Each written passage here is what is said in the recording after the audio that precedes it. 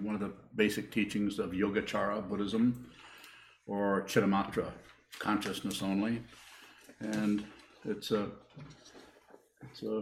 difficult, three concepts, three ideas. It's difficult to understand for some, and some that maybe claim to understand it probably don't, and some that claim to understand it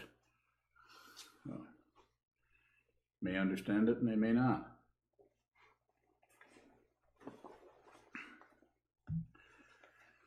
I've talked about it many times.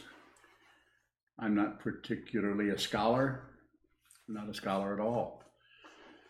Just that I've practiced a lot. This particular teaching is helpful if you can use it, contemplate it, and there are some,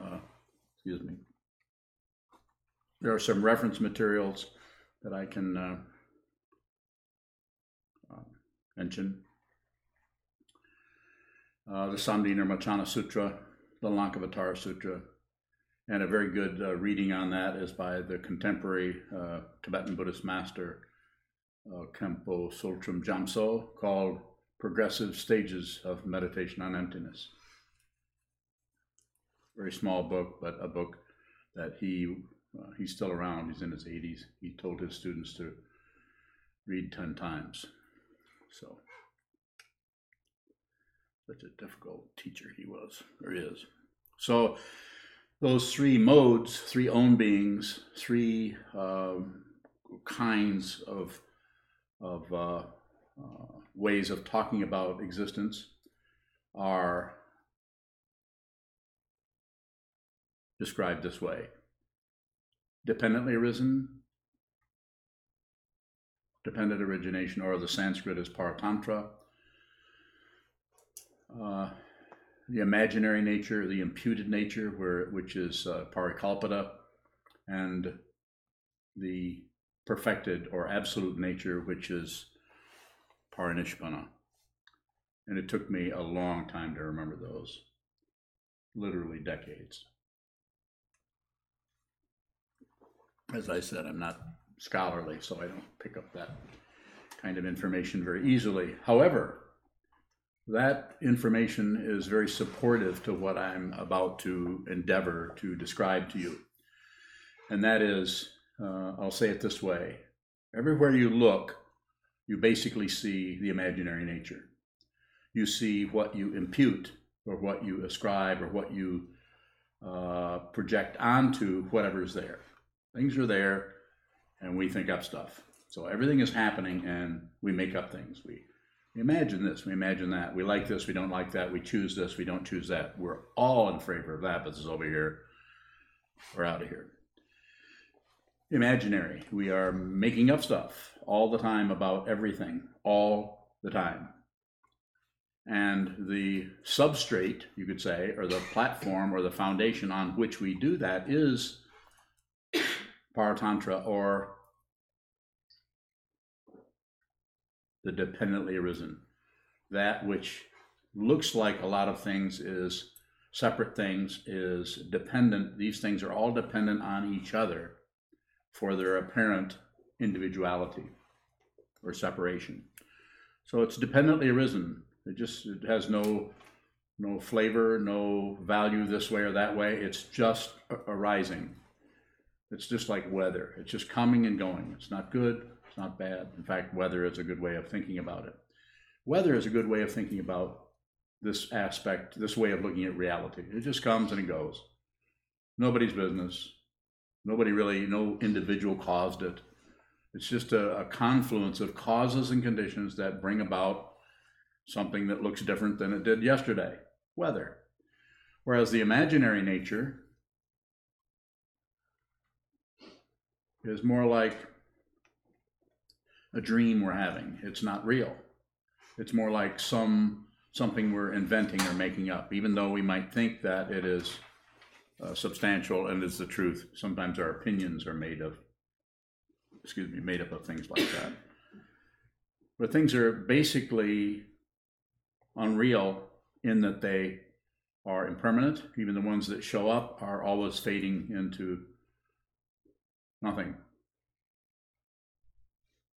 So it's like if we have something that is impermanent, here's something.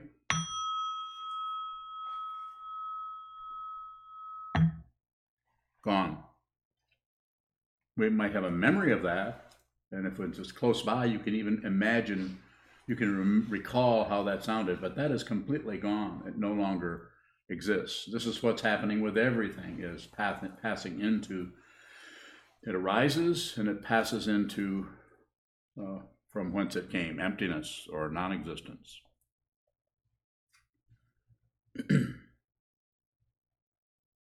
So the way in which this can be helpful to you, possibly, is to see that everything you are seeing is, if you're seeing it for what it actually is, then you're seeing through your ideas, your opinions, your projections, your hopes and fears, your values, your judgments, your personification of everything. Excuse me. And if you see through that, then you see what is just there. It's just a very simple, basic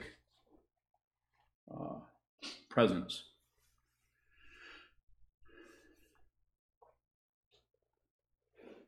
And if you see that what is arising, that you're adding on to it, if you see through that addition, and you see that that is unreal, then you begin to see what is fundamentally there, which is not separate, or as the Buddha taught, everything is dependently arisen. There's not a self anywhere. There's not an other anywhere.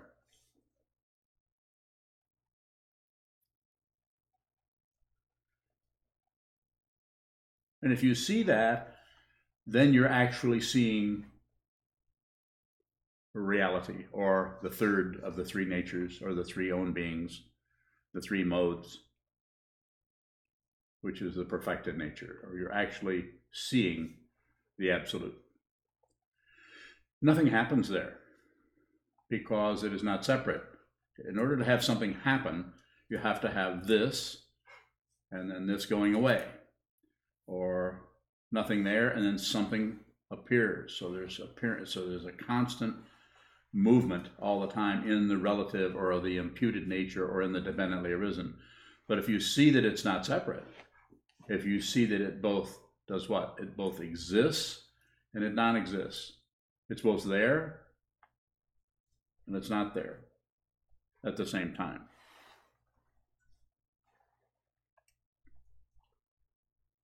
So it is empty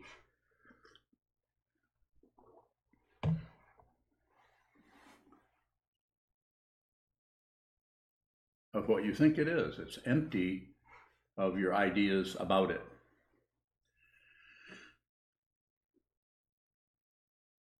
There are conceptual, in the Yogacara tradition, there are conceptual elaborations that can take you further down into this material. There's something called, empty of self and empty of other. Rangtong, Shentong and Rangtong. They're just two elaborations on how that works. And there are different schools of Buddhism that actually disagree on how that shows up. These are people who, I'm not one of them, people who are able to conceptually go down into this material and excavate it in such a way that they come up with ideas about this. For this person, it's difficult enough to just be able to get a feeling for what dependently arisen and what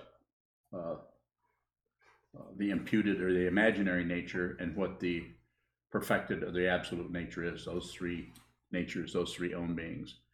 Have a little bit of a feeling of that, but it's not through arriving at it conceptually. For me, it's been through just seeing it and then backing up into the concepts and seeing, I guess that's what they're describing. But I couldn't have described that until I saw it. So I see it, and I don't see it, at the same time. If you both see it and don't see it at the same time, you will not arrive at a conclusion that you see something. You will not arrive at a conclusion that you don't see something. You will not arrive at a conclusion that you are deluded, and you will not arrive at a conclusion that you are enlightened. Don't dwell anywhere. If there is something to dwell on, then there's someone dwelling. And we're right back to the old duality of good and bad, up and down, back and forth, right and wrong, correct and incorrect. And what goes along with all that? A whole boatload, maybe I should say bullock cart load. You've heard of a bullock cart? Well, welcome to my world. You've a whole cardboard box, how's that? Full of suffering, of difficulty, of stress, of worry, of concerning about what's coming around the corner, of hope for what's coming. Hope and fear are equal contributors to suffering. If you're really hoping for something and then what happens? It doesn't happen, and then you're in a heap. Or you might hope and wish for something, and even if it happens, because you spent so much time worrying about it, that even when it happens, it's kind of like, well, it doesn't matter if it happens, because I've already just pretty much destroyed my equanimity or peacefulness by worry and fretting.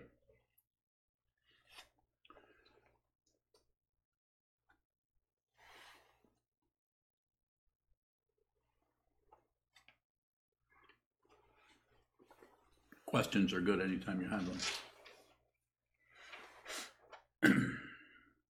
Junshu. How does seeing the dependent nature look different from seeing the imaginary nature? So when we begin to see the dependent nature, the imaginary nature starts to you could say peel away, and we start to see the foundation situation. We you could say we become very we start to become very objective about things and less subjective. But at the same time, we're not clinging to the subjectivity or to the objectivity, which is what science does. Their scientific materialism clings to proof and clings to truth. And if you can't, it has to be solid, it has to be provable, there has to be evidence, evidentiary based on more relative truth. It's like an egg proving there's a basketball. Well, that doesn't work very well, but that's but as my stepfather used to say, he was trying to introduce me to philosophy, I think, when I was very young. So, Bobby, which came first, the chicken or the egg? And then his eyebrows would raise slightly.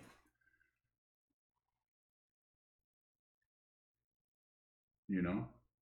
What was your answer? I didn't know. So that's how I got here. I was trying to figure that out. I didn't have an answer. But that was the depth of his inquiry into that. So this idea of the three natures, if you can ask questions about this, it would be, and continue to do that. Do you have anything else on that? Do they look different? Good. They're both different and the same. So they're different in that one is what's here, and the other one is what we think is here. So they look like the same thing until you see that they're different. And when you see that they're different, then they're still the same because they're both arising. It's just that one is untrue and one is true. So they're not. Go ahead. Is the imaginary nature also dependently arisen? It's dependent on hope and fear, and on wanting things to be different than they are, and on concern and worrying about things, protecting an imaginary self, protecting an imaginary other, or accusing someone of doing something or being some way. So there's a dependent quality to it. But the dependently arisen that is it's like the weather is more of just a phenomena that is coming out of nowhere, dependent on all the causes and conditions that are there to provide us with a sunny day, a stormy day. No one's to blame. No one gets credit. More. Will we know if we are seeing the dependent nature? I think we begin to. Need a handkerchief. Thank you. I think we begin to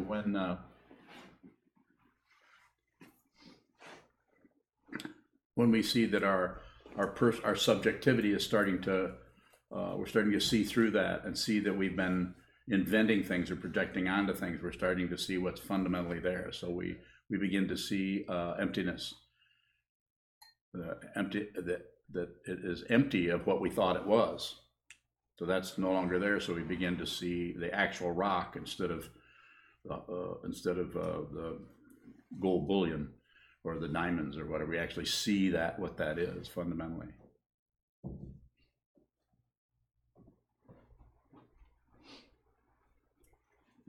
You're right to you. Yes. Without hope or fear, yes. How does the imaginary nature function? It doesn't do much. Thank you. Pardon me. So, if there's no hope or fear, then the imaginary nature is beginning to lose its appearance. It's beginning to drop away. We're beginning to see through that into just what is dependently arisen. Yes, sir, over here. I was wondering if it happened all at once or just small things at first and then kind of all. I think it can be both. It could be something very immediate and happening right away, and it could be gradual. One could get glimpses of it, and then it would drop away, and then another glimpse of that, and then it would start to cloud back over, and so on and so forth. Robert? When you train your observer, what happens to the dreamer, the illusion? It just has no more say so. It might still be there. Like sometimes I say that you don't have to get rid of your ego particularly, because just see that it's unreal. If you're always trying to not be egotistical or push on it, it just keeps coming back in different forms with different masks. Yes, sir. Would you then say you would pacify your ego and allow your observer to take control of that particular vision or view of things? Yeah, I think that there would be too much discursive thought going around that, trying to get all your furniture in the right order in the right room of the house. So too much manipulation based on thinking, evaluating, judging, moving this, moving that, toning this down, bringing this up. So that's why awareness, just bare attention of what's coming and going is probably going to be the strongest entry. And sometimes we call a Dharma gate, if your own personal hopes and fears, your own personal difficulty, maybe it could be jealousy, say, just to pick something out, your own difficulty with feeling jealous or feeling like somebody's getting something you're not, or somebody's getting ahead of you, and that kind of feeling, that rather than try to stop that or get rid of that, that could be a Dharma gate for you. So that could be something, rather than try to talk yourself out of it or convince yourself you shouldn't be jealous, like we often do. I shouldn't feel that way. Well, in this, I would say, just experience your mind. Don't try to correct. Don't try to get a healthy ego necessarily. Try to see, insofar as you can, that the ego, the self-centeredness, is actually unreal. It's not. It's there, but it's both there and it's both transparent at the same time.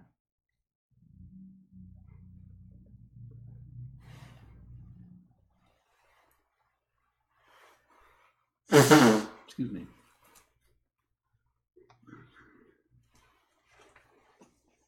Yes. Dallas out in Oregon joined us a few minutes late and asks if you could reiterate what the three modes are. So, very simply put, the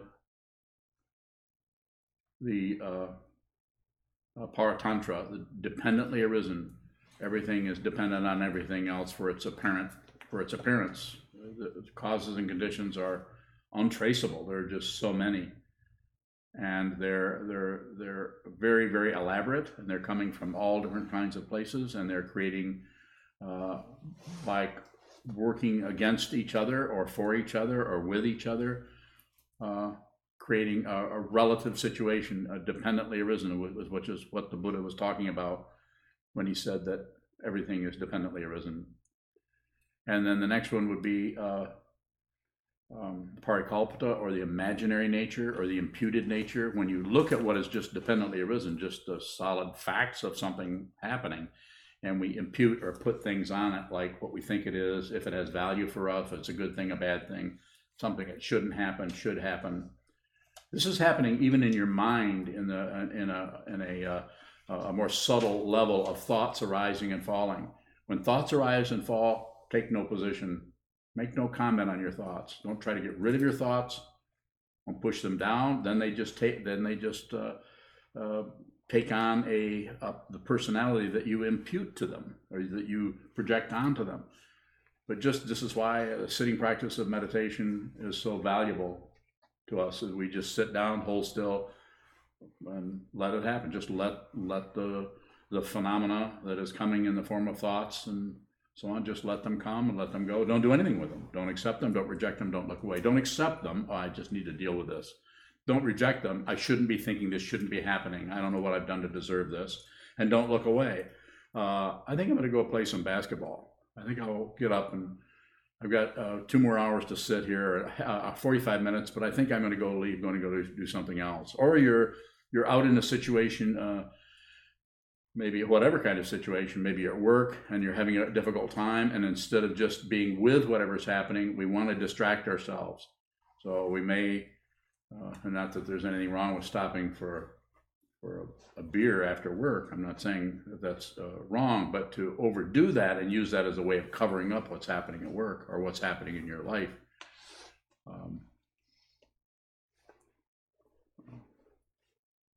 that's making the issue more difficult. So the third one, to respond to Dallas' question, is the perfected nature, which is, or the absolute nature, which is when we see what is fundamentally the truth without the imputed part, or the imagined, or the made up part, the make-believe part, the imaginary nature.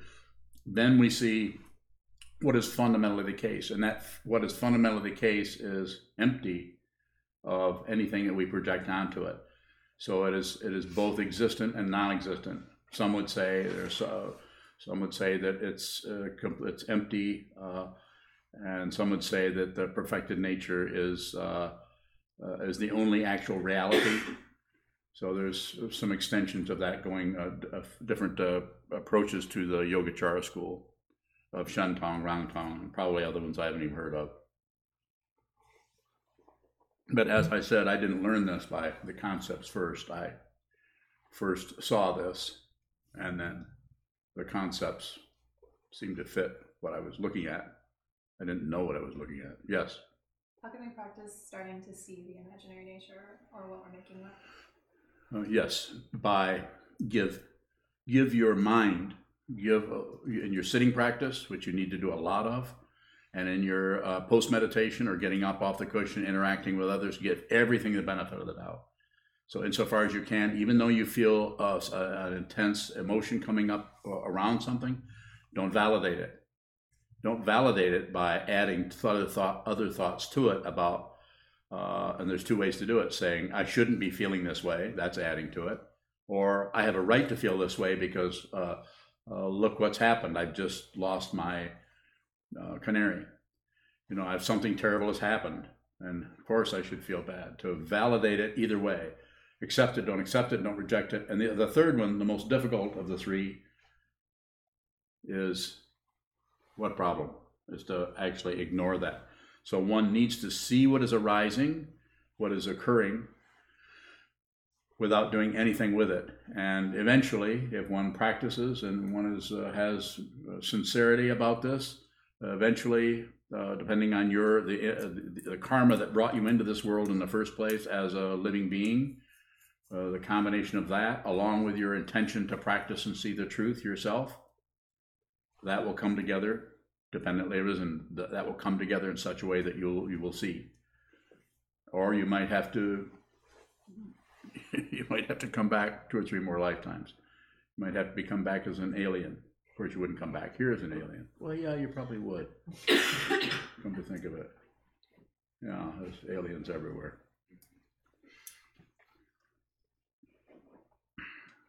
Yes. John from North Carolina has 2 questions. His first one is not taking credit for who you are and what you do another tool of seeing that nothing is separate. So the idea of taking credit is taking, reminding oneself of what you've accomplished or something. It does get into it.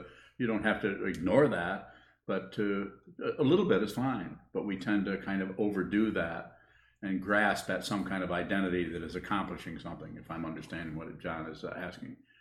So it's, not as it says in Buddhism is called the middle way. And it's the middle way not because it can't make up its mind. It's the middle way because the understanding of this is so clear that it sees it understands, we understand as meditators that to pick and choose right and wrong just creates more warfare. It's not that picking and choosing, going out on a sunny day because the weather's nice, and saying, well, no, the weather's nice, I'm not going to pick and choose. I'm going to wait till it's a really crappy day, then I'm going to go for a walk. I mean, to get ridiculous about it by trying to avoid picking and choosing by going against it. And this is sometimes what's happened in ancient times when people would train their minds by starving themselves. I'll just starve myself and that'll help me see more clearly that I don't really need anything or something. You see pictures of the Buddha sometimes with his ribs all showing. He went through that process, apparently. Yes.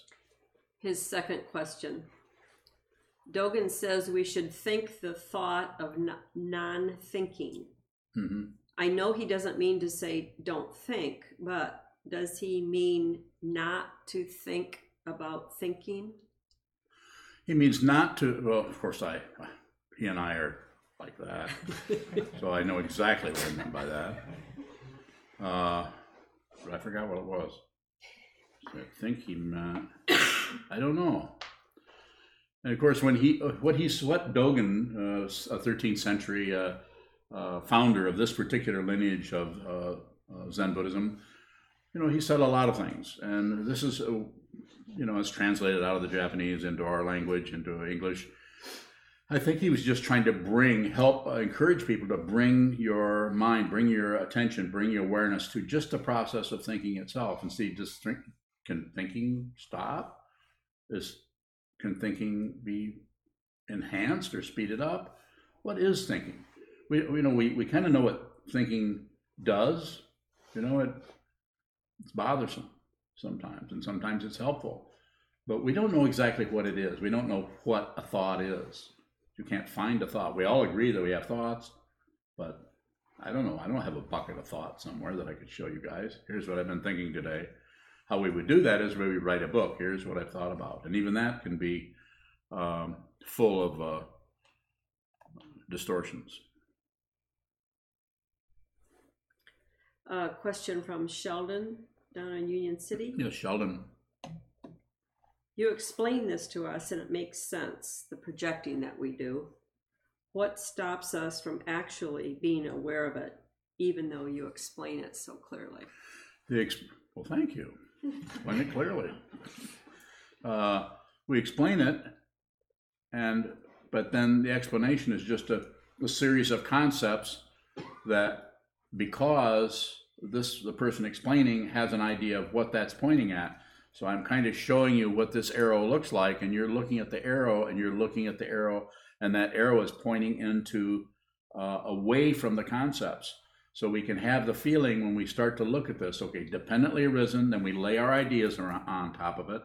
But if we see that we're laying our ideas on top of it, and it's dependently arisen, then we also are seeing the ultimate nature of the situation, because we see that this is untrue. We say that this is an illusion. And even the dependently arisen is also not separate from the perfected nature or is also separate from the perfected nature and not separate. I have trouble getting that right. I'm kind of transcendentally dyslexic. So, but it's not, they're not different. They're the same and not different. It's not two again. You can't find two things. If you're looking for two things, you can find two things in separate fingers, one hand. Separate living beings, one humanity. It's functioning like that on all levels. So what's happening there is what Sheldon's asking about is because the pointing itself is not the information.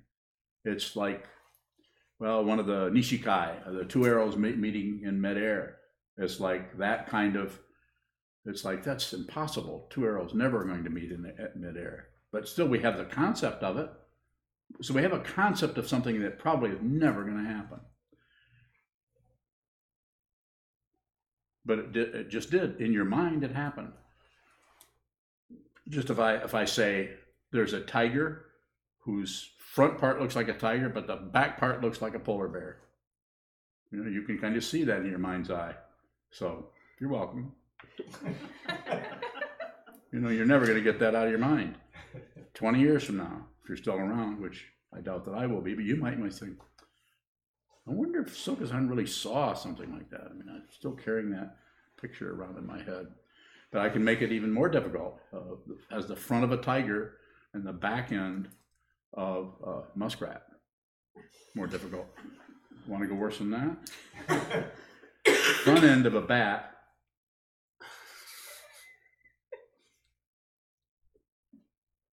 Something tells me that you're laughing at me.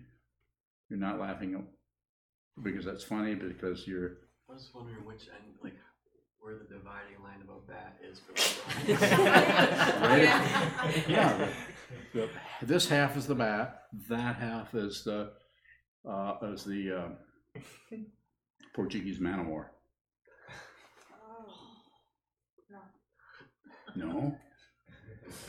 So what I'm saying is, sure, I'm just throwing out some images, and we're thinking about that. But look how amazing the mind is. We can just come up, we can speculate, we can talk about just about anything, and it shows up somehow. And once that's created, that you can't destroy that. You can't really destroy that because it didn't come into actual existence. Where did it show up at? It showed up in our minds. And so that's what I would like you to observe, is your mind.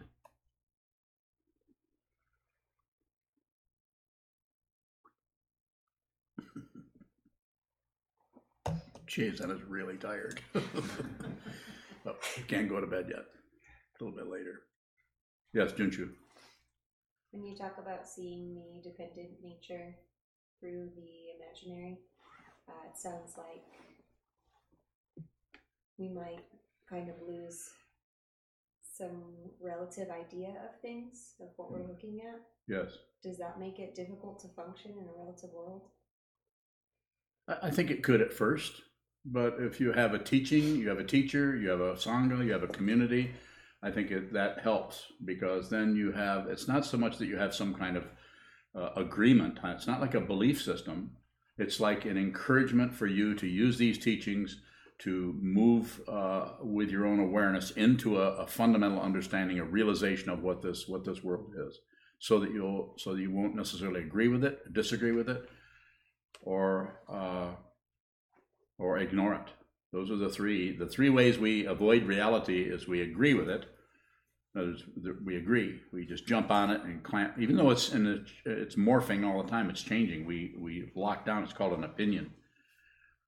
Anytime you have an opinion on anything, just write your opinion down on a legal pad. No, don't write it on legal. Write it on a napkin. That's better.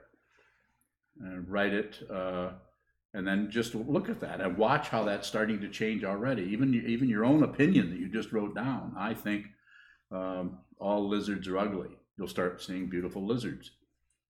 It's inevitable for that to happen. Anytime we lock down, unless you're using it as warfare with somebody, where you're fighting with somebody else's opinion and you feel threatened, then we tend to lock down even tighter and get a stranglehold on our thoughts and our beliefs and so on. Not necessary to believe or disbelieve anything. William Murray up in Grand Rapids asks, Yes. if we see what this is, where do we go if we don't come back? You don't go anywhere. There isn't anything but this. There's nowhere to go. Nowhere to go, there's nothing to do. There isn't anything. And you're actually living in emptiness, which is not absence. It's not the emptiness of absence. Yes. Is that nirvana? Nirvana. That's the fancy word for it, yes. But it's not a place, and it's not an ending. It's also cessation, and it's the cessation of grasping at anything.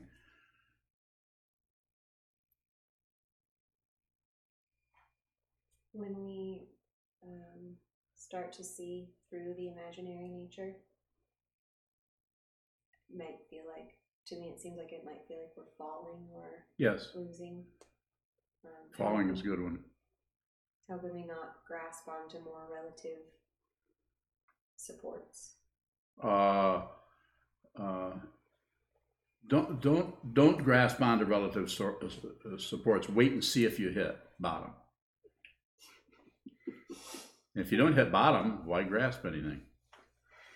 There isn't anyone to hit bottom. But you have to realize that, because if you think there is, you're going to operate out of fear and you're going to grab something. Hope and fear. Hope that I don't hit bottom. Fear that I will hit bottom. And the just complete understanding and spaciousness of everything allows you to just live here with this. There isn't anything to hit. What if we don't like the feeling of falling? You're screwed.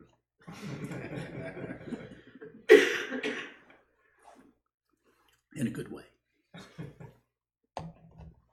You know, the ego mind, the self-centered mind is what is screwed, or what is like, it's in for it. And the ego knows that. The ego, when it starts to come into a situation like this, sometimes it gets so strong that the ego will just say, I can't do this. And it will make up like, well, this is a lousy teacher. This teacher's not nice to me. The Sangha is rude.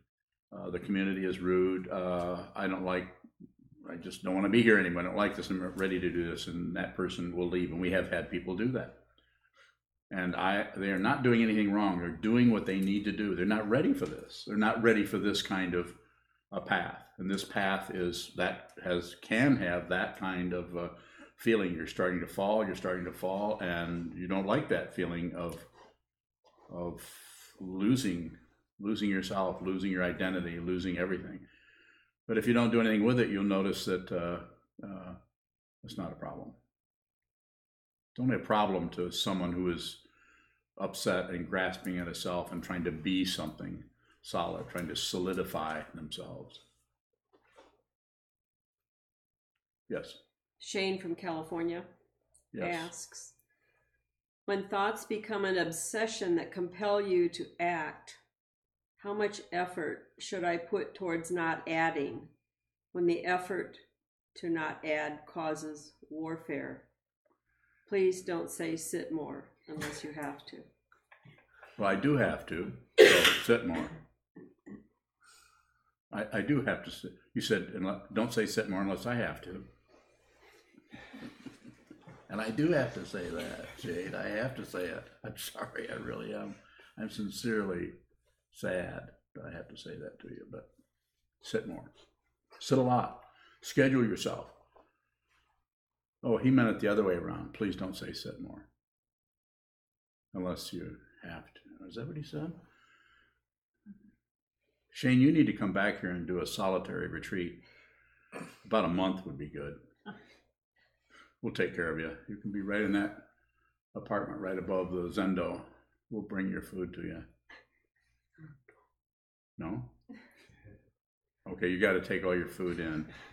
Cook yourself. We're not going to help you.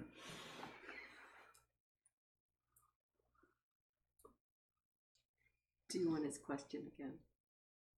Do I want his question again? Sure. When thoughts become an obsession that compel you to act, how much effort should I put towards not adding when the effort to not add causes warfare. Okay. Stop trying to not add and use the energy that you were applying to not adding and apply that energy to seeing how much you add. It's always about awareness. It's never about accomplishing anything. Bring your awareness into the addition part and make that part of make it a Dharma gate, make it a way that you move towards reality, towards your own awakening. To see the way in which you're confusing things, to see the way in which you're getting in the way of your own freedom with your thought patterns and your warfare. If you really see that fundamentally and you see it deeply, then the fuel lines, or the way this ego mind or this self-centered mind that wants to go to war, the way it's getting its nourishment can be seen. And you can actually, without doing much at all, you can just see that so clearly. Those fuel lines, passion, aggression, ignorance, hope, and fear, start to dry up because they can only live in darkness. They can't live in the light of awareness, to use a fancy metaphor.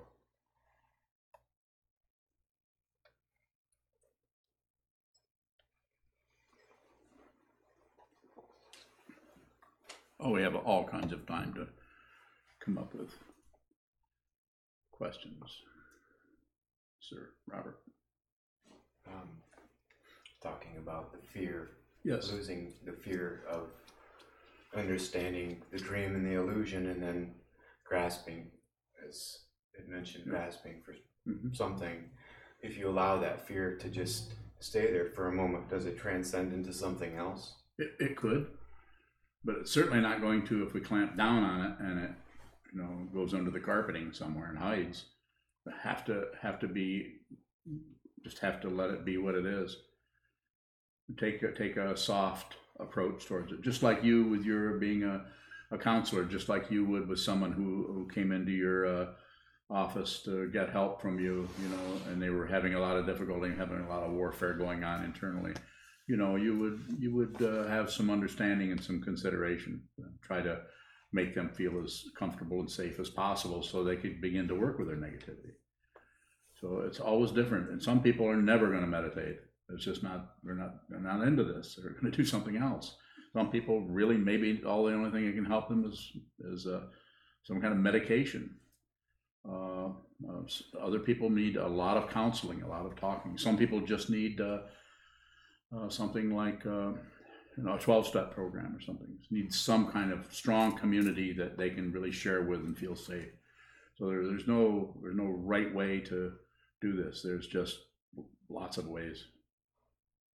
This happens to be one that goes right to the root of consciousness.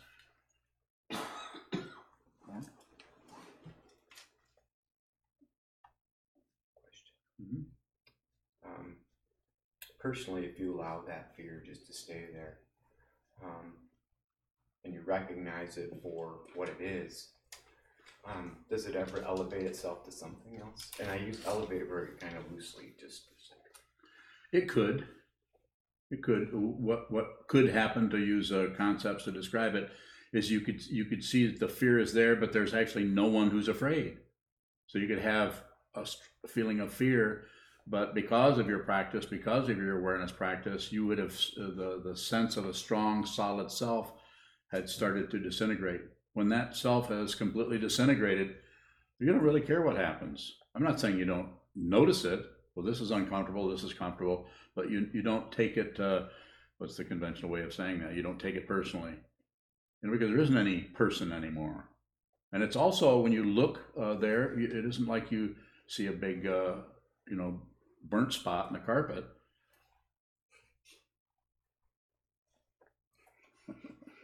You're not going to find a corpse somewhere, is what I'm saying.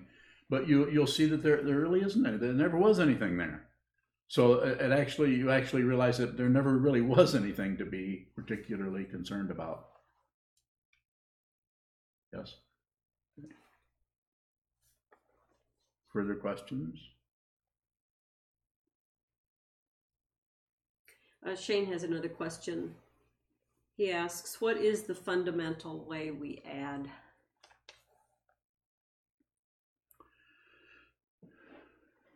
the fundamental way that we add is whatever is arising, we do something with it. Whatever is happening that is here, I mean, it can be anything from your air coming out of your body. Just air is coming out, but then air comes in, and then someone moves, and then there's a sound. And we don't seem to be able to just be with what's there. We have to have some kind of politics of experience. Our experience is there, and we need to have some kind of political position around it. So we're for it or we're against it. We like it or we don't like it. And so the fundamental way is a very, very tiny movements of the mind, which do not need to be stopped. They need to be seen. And the way in which you can see them, I'm not saying there aren't other ways, but the only way I know of, and I'm kind of biased in this area, probably very biased. Sit down, hold still, and watch. Sit down, hold still. And I'm speaking of somebody who's done really complicated kinds of meditation, really elaborate. And I'm saying even those you personally might need to do some of those. But you could start with just sit down, hold still, don't move for a few hours. And if your leg hurts, which mine does, move your leg. If your cheek itches, scratch your cheek, not that one.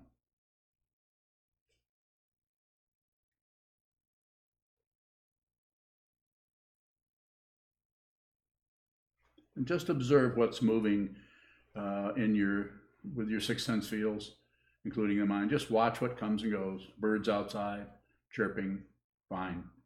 And there's not even any comment like fine, there's just birds. The thoughts are arising, maybe a concern about how you're paying your electric bill or something like that. Just observe that, come and go. Don't shut down on it, don't fluff it up, don't push it down, don't look away. And through this process, what is getting stronger and stronger is just your witnessing of your life, you're just alive. None of us know how we got here, and we don't know if we could do this again or if we didn't want to. You look in the mirror and you say, somehow, the dependent origination, the causes and conditions. Two of the obvious ones are your mom and your dad. Without a mom and a dad, you can't be here. At least not yet, and probably we'll come up with something eventually.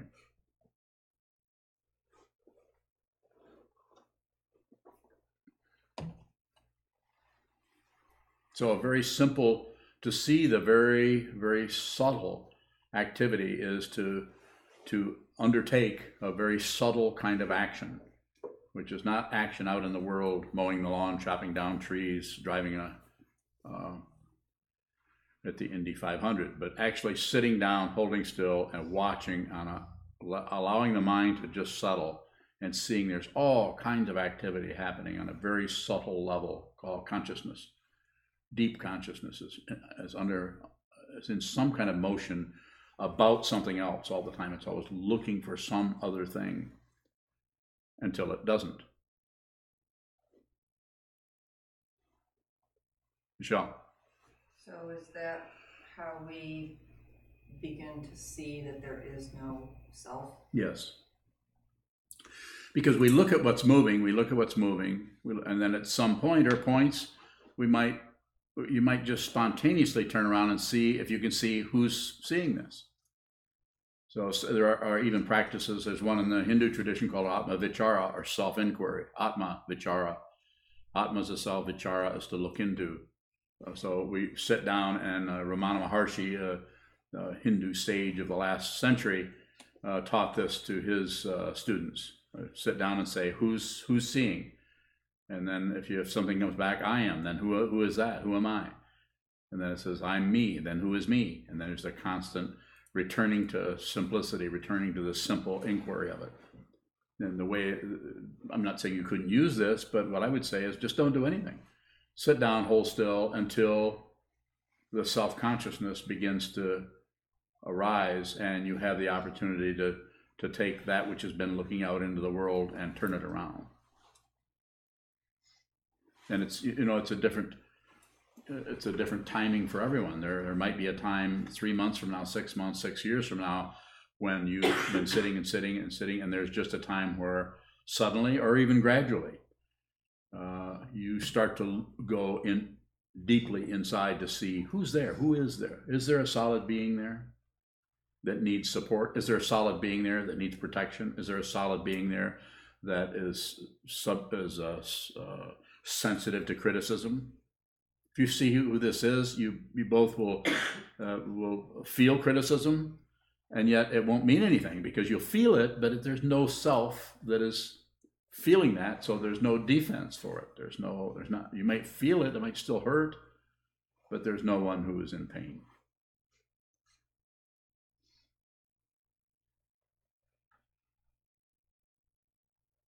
How do you Cody? deeply examine the self if it's unreal in the first place? You see that it's unreal. It's an imaginary. Is there depth to the self? Yeah, there's all kinds of depth. There's layers. There's all kinds of, the artificiality of it has all kinds of layers. Like anything you invent, anything you come up with has all kinds of colors, tones, shades, depth, textures to it. Like our emotions, may have an emotion of anger. It has all kinds of depth and nuance and texture to it, even though it's just a very simple, I'm angry. But if we turn the awareness and look at the anger without justifying it, I'm angry because, as soon as you say I'm angry because, you've actually abandoned the anger. And you, not you, but anyone is going towards something else, and that is relief. As soon as you start to blame, you get a little bit of relief, a little dose of relief from the intensity of the difficulty. Blaming either ourselves or blaming someone else. Junshu. In the Heart Sutra, what does it mean when it says no relief? No relief? Means no relief. What's the opposite of that? Isn't there some opposite to that? Usually it does that in pairs. No suffering, maybe? Yeah, no suffering, no relief from suffering. So there's no suffering. And what it's really saying, near as I can tell, I didn't check in with the who wrote the Heart Sutra, but the way it looks over here, I don't know how to say it any more simply. It's not two. There's no relief, and there's no non-relief. So there's both suffering and not suffering at the same time. So there's both a self, there's some kind of self, but there's also no self. In order to introduce anyone to this, we first have to say, look at this. And then as we go along, we say, look and see that there's not a solid self there. Well, when you see there's not a solid self there, then something shows up which is not a self, but it's not a self and it's not a self. But first we have to go into the emptiness part of it first to see that it is empty of what we thought it was. We thought we were a solid being that could be criticized or that we should defend. Or if you want to feel yourself, just notice the next time somebody criticizes you, if you feel the least bit defensive, even if you're correct in being defensive, that's your self-centeredness is there. Or if someone compliments you, whether it's correct or incorrect, I think you're one of the most wonderful people I've ever met. I've never met a sweeter, kinder, more wonderful, and not only that, good-looking person than you are. We immediately start to, we might not smile like I'm doing. We might not do that, but inside we're kind of going, but the outside we're going, oh yeah, no, I get by, I'm all right. Yeah, whatever you say. You all know what I'm talking about. We all have, maybe it's not the silly version that I'm expressing here, but we have a kind of a, if somebody compliments us, whether they're right or wrong, and we kind of feel there's an area of the identity that kind of feels better about that. Or it can go the other way and think, what are you trying to, we get suspicious, we know that we're not that good. So why are they saying that? They know I'm a creep. Why are they saying that to me? They want to borrow money. So, we can take anything and we can fabricate so many things. And all I'm really saying as a teaching is to sit down, hold still, train your mind, find out who you are. Find out fundamentally, you don't even need Buddhism. I think Buddhism helps because it causes us, because of the schedules, because of the teaching, because of the teacher, because of the Sangha, it causes us to do enough of it so that there is a possibility in this lifetime, which you've had many, many, countless numbers of lifetimes, a chance to actually break through the vice grip of ego, because it's got us, and we've been trained to do this. We've been trained to object to some things, agree with other things, and have some kind of political stance on everything. Yes. A question from Anna Maria out in Brooklyn, New York. Yes. Actually, it's 2 questions. Yes. Can the body still experience pain, aggressive, visceral reactions to fear, anger, sadness, envy, even though you recognize that it is fear, anger, sadness, envy? It appears as body/mind separation. How to work with this while it's occurring? Just don't give up. There's no way to know what causes and conditions, and I'm going to personalize this, have gone before to create the karma that Anna Maria or anyone in here is experiencing. There's no way to go back and say, well, in the 17th century, this and this and this and this happened, and your consciousness was involved in. I'm not saying you had a past life, but we're not separate. Just like when you go to sleep, you enter all different kinds of worlds. We call them dream worlds. They're not real. Don't be too sure what's real and what's not real. Give everything the benefit of the doubt. You know how real a nightmare can be when it's happening. I mean, it's pretty effective for not being real. Pretty effective at scaring us. So I would say with Anna Maria and anyone else, whatever's occurring, don't accept it, don't reject it, don't look away. No matter how strong the politics get, how many of your little thought patterns are voting for this should not be happening, this is just ego. It's just self-centeredness, wanting things to be different than they are. This is the teaching of the Buddha. One of the first things that he said, life is suffering or difficulty. He didn't say part-time, and he was not a nihilist. He was a complete realist. Life is suffering. If you're not suffering, you're covering something up. The interesting thing about it is, even though the physical sense, the nerve endings that are here that receive the suffering and the pleasure, are all the same ones, that if there's no self, then it's just very simple. Something fire is hot, wind blows, earth is hard, and water's wet. It's a very simple kind of relative situation that's happening, rather than some kind of extra emphasis on some kind of politics about we shouldn't, this should be happening, that shouldn't be happening. So I would say, just keep going. Don't let nothing stop you. Find out who you are. Make it your, as I said but many times, you don't have to join this, but make it, if you want a goal in life, find out who you are, without a doubt, so you know completely who you are, that no matter what anyone says or does, that you understand what that is. You may not be able to convince them, but you won't need to. You don't need to convince anybody of anything.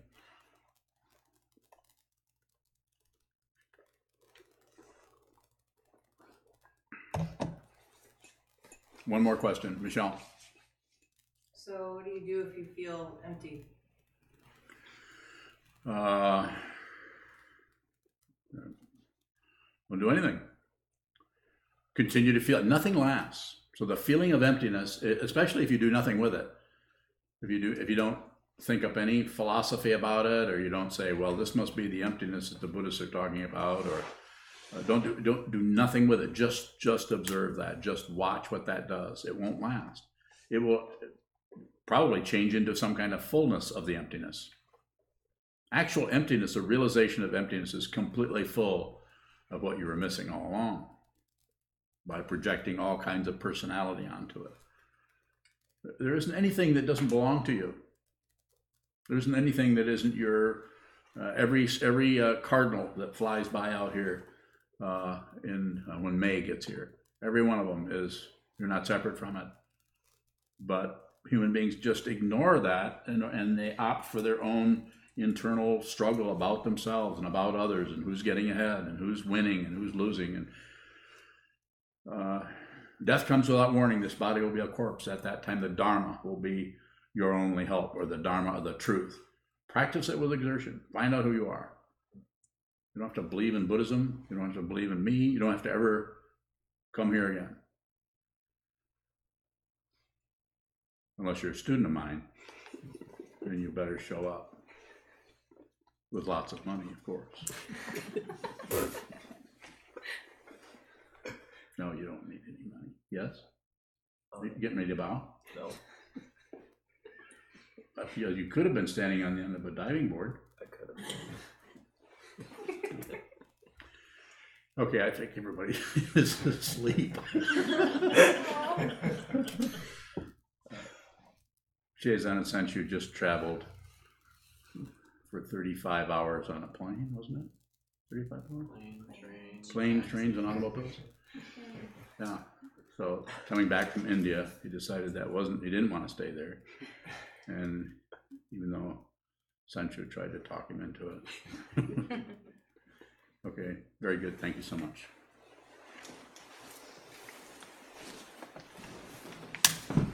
We'll stand and dedicate the merit in the back of our red chant books. Would like to remind everybody that we do have donation boxes in the hallway, and gratefully accept any donations you want to bring this way. We also accept payments on PayPal with the Square, with your debit and credit card, checks, cash, not Bitcoin yet,